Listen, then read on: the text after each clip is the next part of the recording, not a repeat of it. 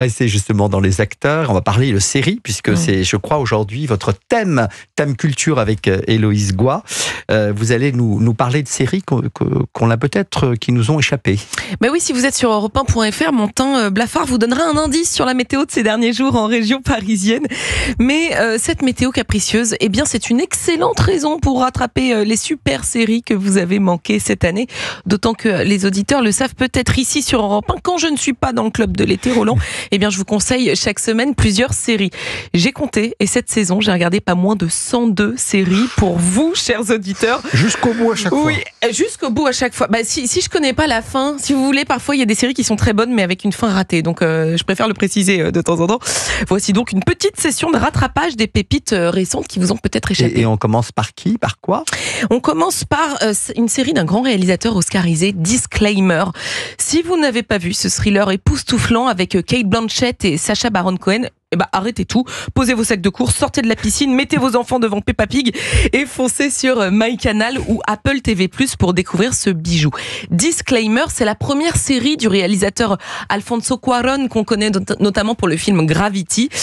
Alors là, rien à voir, on n'est pas dans l'espace. La fiction suit la descente aux enfers d'une grande journaliste dont la vie bascule lorsqu'elle reçoit chez elle un roman.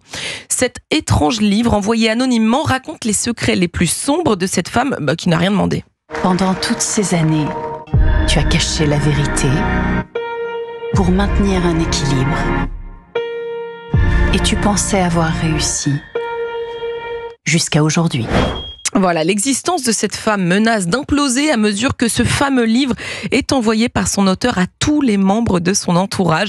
Suspense atomique sur les 7 épisodes, forme très originale avec plusieurs narrateurs, plusieurs temporalités, des mises en abîme, une construction en puzzle. Je vous le dis là pour le coup, on tombe de sa chaise pour le dénouement final. Donc si vous aimez les thrillers hautement addictifs, eh ben, il faut absolument voir Disclaimer sur Apple TV+ ou MyCanal. Ça donne envie, Catherine? Oui, tout à fait. Elle vous l'a bien vendu? C'est tout à fait ma cam, oui. Et pour être honnête, tous les gens à qui je l'ai recommandé, qui l'ont vu, n'ont absolument pas été déçus. C'est vraiment du très très haut niveau. Le casting, pas mal. Très beau casting. Deuxième conseil, c'est une série française, je crois, que vous avez trouvé plutôt drôle et intelligente. Oui, une série délicate dont on a trop peu parlé à mon goût, Le sens des choses, c'est son joli titre. Au casting, on retrouve Eric Elmosnino, Manu Payette ou encore la talentueuse Elsa Gage qui incarne ici Léa.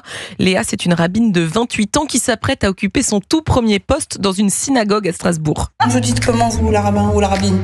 Ou la femme rabbin? Ah non, pas la femme rabbin. Ça fait bizarre, ça fait homme grenouille. Jour après jour, la jeune femme apprend à écouter et conseiller tous ceux qui viennent la voir pour des questions plus ou moins importantes, mais trouver des réponses claires aux questions existentielles, eh bien, c'est pas toujours évident pour Léa. D'autant qu'elle vit avec son père psychanalyste, c'est un indécrottable laïc, furieux de la vocation de sa fille.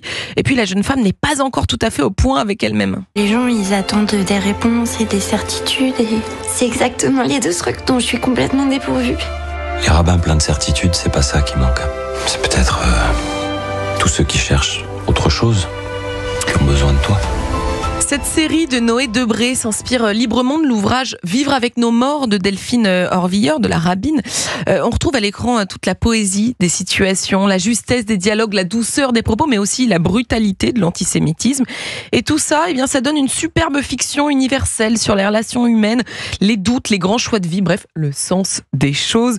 Cette série fait du bien, vraiment. Il faut la mettre devant tous les yeux qui ont besoin d'un peu de tendresse, de recul et de réflexion. Et puis elle est hélas d'actualité avec le regain d'antisémitisme Absolument. en France. Donc effectivement, c'est peut-être une série qu'on retrouve, je crois, sur les plateformes Max et MyCanal. Et votre dernier conseil?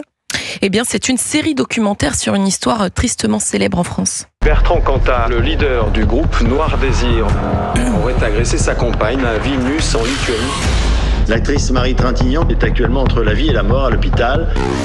De rockstar à tueur, le cas Cantat. Voilà le documentaire terrible mais très instructif sur cette affaire.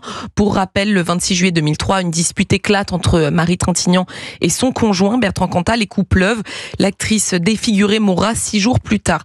Alors, si je vous parle aujourd'hui de ce documentaire, c'est pour 2 raisons. Déjà parce que 22 ans après les faits, les 3 épisodes démontrent que non, n'en déplaise à la presse de l'époque, le crime passionnel n'existe pas. Le doc est bouleversant, parfois difficile à regarder, mais salutaire pour continuer à ouvrir ouvrir les yeux du monde sur les violences faites aux femmes.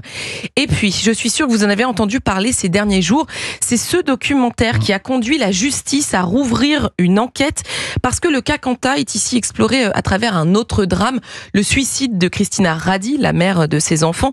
On découvre notamment dans ce doc un dossier médical inédit sur Christina. Un médecin témoigne de violences épouvantables dont elle a été victime. À ce moment-là, Quanta venait de sortir de prison. Il venait de s'installer chez elle. Et c'est bien ce nouveau témoignage qui pousse le parquet de Bordeaux à rouvrir aujourd'hui une enquête sur le suicide de cette femme. Pardon, c'est pas très joyeux, pas très estival, mais un excellent travail journalistique qui fait bouger les lignes de la justice. C'est suffisamment rare pour être souligné.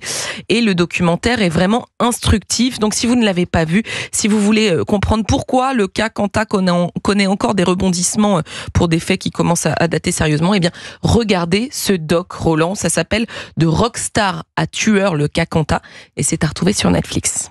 Merci beaucoup Héloïse Goy, on vous retrouve demain pour de nouvelles Avec suggestions. Plaisir.